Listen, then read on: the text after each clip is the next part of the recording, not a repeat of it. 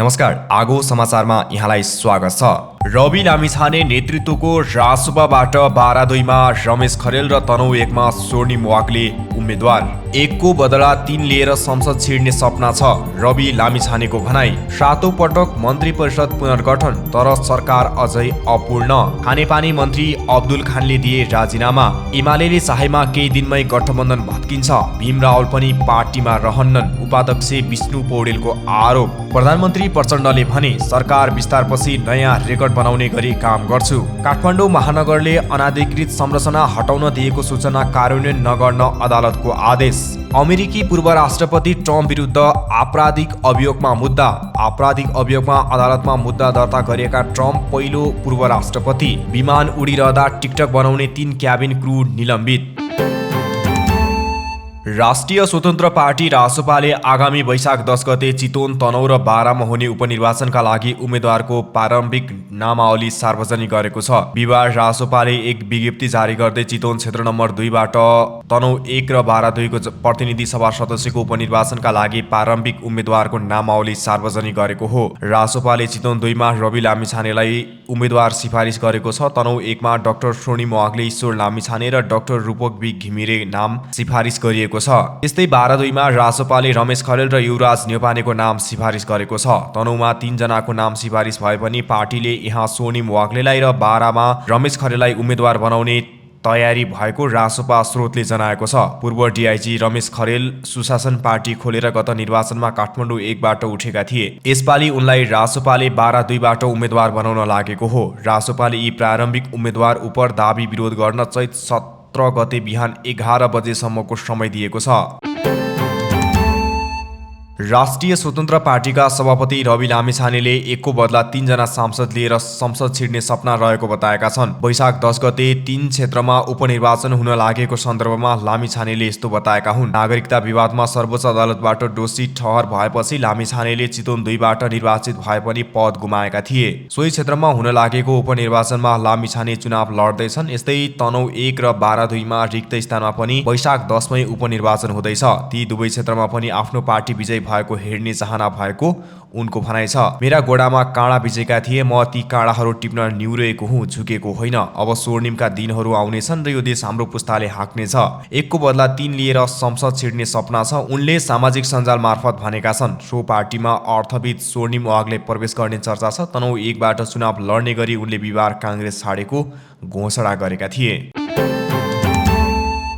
प्रधानमन्त्री पुष्पकमल दाहाल प्रचण्डले 7औं पटक मन्त्री परिषद पुनर्गठन गरेका छन्। 10 पुसमा प्रधानमन्त्री भएकाले उनले नेपाली काङ्ग्रेस, जनता समाजवादी पार्टी लगायतका दललाई समेटेर उनले शुक्रबार मन्त्री परिषद विस्तार गरेका हुन्। तर सरकारले अझै पूर्णता पाउन सकेन। प्रधानमन्त्री प्रचण्डले काङ्ग्रेसको सिफारिसमा 4 सांसदलाई मन्त्री नियुक्त गरेका छन्। उपसभापति पूर्णबहादुर खड्का उपप्रधान तथा रक्षा मन्त्री भएका छन् भने डाक्टर प्रकाश शरण महत अर्थ, रमेश रिजाल उद्योग वाणिज्य तथा आपूर्ति र सीता गुरुङ शहरी विकास मन्त्री भएकी छिन्। जनता समाजवादी पार्टी जसपाको सिफारिसमा अशोक राई शिक्षा, विज्ञान तथा प्रविधि मन्त्री भएका छन्। यस्तै एकीकृत समाजवादीका उपाध्यक्ष विदुराम भुषाल कृषि तथा पशुपन्छी विकास र उपमहासचिव प्रकाश ज्वाला भौतिक पूर्वाधार तथा यातायात मन्त्री नियुक्त भएका छन्। माओवादी केन्द्रबाट उपमहासचिव शक्ति बस्नेत ऊर्जा, जलस्रोत तथा सिँचाइ मन्त्री बनेका छन्। उपप्रधानमन्त्री नारायण काजी श्रेष्ठको भने मन्त्रालय फेरिएको छ।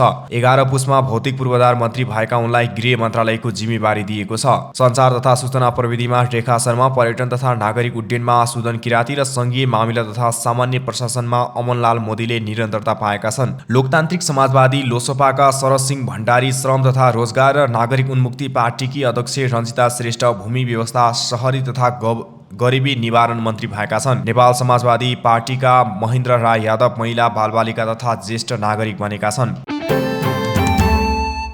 खानेपानी तथा सरसफाई मन्त्री अब्दुल खानले राजीनामा दिएका छन्। मन्त्री परिषद पुनर्गठन गर्दा उद्योग वाणिज्य तथा आपूर्ति मन्त्रालय नपाएपछि खानले शुक्रबार प्रधानमन्त्री पुष्पकमल दाहाल प्रचण्डलाई राजीनामा बुझाएका हुन्। 10 पुसमा प्रचण्डलाई समर्थन गरेको जनमतले सुरुदेखि कृषि वा उद्योग मध्ये एक मन्त्रालय पाउनुपर्ने माग गर्दै आएको थियो। 11 पुसमा बिना विभागीय मन्त्री बनेका खानलाई प्रधानमन्त्रीले 3 मागको मन्त्री परिषद पुनर्गठनका क्रममा खानेपानी मन्त्रालयको जिम्मेवारी दिएका थिए। सुरुमा असन्तुष्टि जनाएर मन्त्रालय नगएकाले उनले 11 माघमा पदभार सम्हालेका थिए। राष्ट्रपति निर्वाचनसँगै सत्ता गठबन्धन भत्कियो र काङ्ग्रेससहित नयाँ गठबन्धन बन्यो। काङ्ग्रेस र माओवादी केन्द्रले जनता समाजवादी पार्टी जसपालाई उपराष्ट्रपति दिने सहमति गरेपछि जनमतले उपप्रधानसहित 2 मन्त्रालय आफूले पाउनुपर्ने माग राखेको थियो। पछिल्ला छलफलहरूमा प्रदेश 2 को मुख्यमन्त्री र केन्द्रमा उद्योग मन्त्रालय पाउनुपर्ने जनमतको माग थियो। त्यसमा सकारात्मक देखिएका प्रधानमन्त्रीले मन्त्री परिषद पुनर्गठन गर्दा उद्योग मन्त्रालय काङ्ग्रेसलाई दिएपछि खानेपानी मन्त्री खानले राजीनामा दिएका हुन्।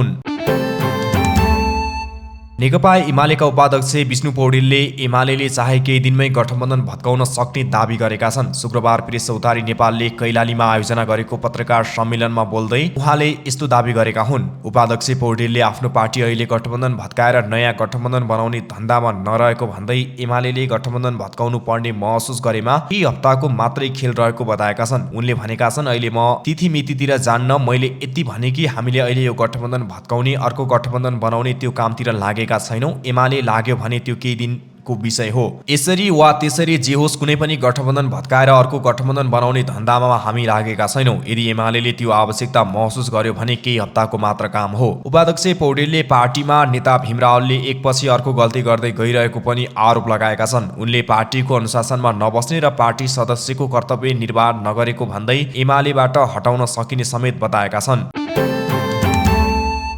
प्रधानमन्त्री पुष्पकमल दाहाल प्रचण्डले सरकार विस्तारपछि सरकारले इतिहासमा नयाँ रेकर्ड बनाउने गरी काम गर्ने दाबी गरेका छन्। आज शुक्रबार दिउँसो कोटेश्वरमा नेपाल राष्ट्रिय कर्मचारी संगठन निजामतीको राष्ट्रिय सम्मेलनलाई सम्बोधन गर्दै प्रधानमन्त्रीले मन्त्री परिषद विस्तार भएपछि सरकारका कामले गति लिने बताएका हुन्। यसपटक इतिहासमा गौरव गर्न सकिने केही काम गर्न खोज्दैछु, केही ठूला आयोजनाहरू र राष्ट्रले गौरव गर्ने निर्णयहरू गर्नेछु, प्रचण्डले भने। प्रधानमन्त्री भएको 3 महिनामा उनले आज 7औं पटक मन्त्री परिषद विस्तार गरेका छन् र अझै मन्त्री परिषदलाई पूर्णता दिन भने सकेका छैनन्। उच्च अदालत पाटनले काठमाडौँ महानगरपालिकाले अनाधिकृत संरचना हटाउन दिएको सूचना तत्काल कार्यान्वयन नगर्न अन्तरिम आदेश दिएको छ।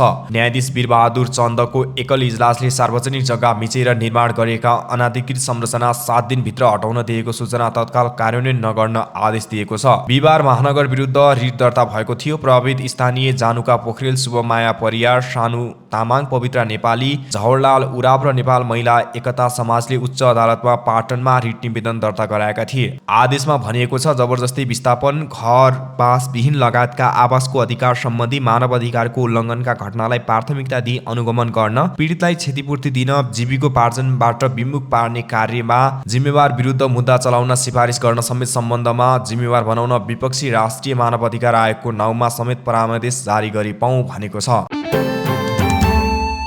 संयुक्त राज्य अमेरिकाका पूर्व राष्ट्रपति डोनाल्ड ट्रम्प विरुद्ध न्युयोर्क स्थित अदालतमा आपराधिक अभियोग दर्ता भएको छ।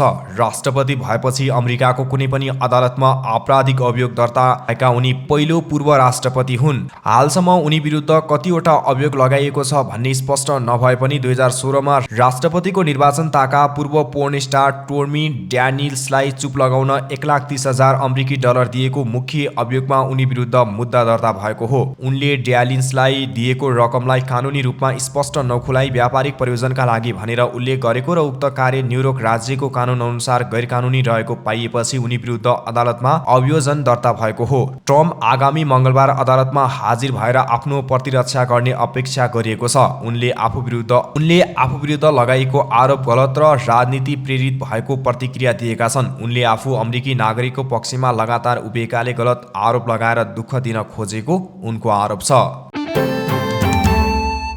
हिमालय एयरलाइन्सका 3 जना क्याबिन क्रू निलम्बित भएका छन्। विमान उडिरहँदा टिकटक बनाएको भन्दै उनीहरूलाई नेपाल नागरिक उड्डयन प्राधिकरणले 3 देखि 6 महिनासम्मका लागि निलम्बन गरेको हो। बिहिबार काठमाडौँबाट दोहाका लागि उडेको H9 563 उडान नम्बरको विमानमा 2 एयर होस्टेस महिला तथा 1 पुरुष पाइलट एटेन्डेन्टले टिकटक बनाएका थिए। सो कुरा बाहिरिएपछि उनीहरू 3 जनालाई निलम्बनमा परेका हुन्। पाकिस्तानको एयर स्पेसमाथि उडिरहेको समयमा उनीहरूले टिकटक बनाउँदै रमाइलो गरेको भिडियोमा देखिन्छ। यसरी विमान उडिरहेको बेला भिडियो बनाउनु इन फ्लाइट सेफ्टी विरुद्धको कसुर ठहरिन्छ।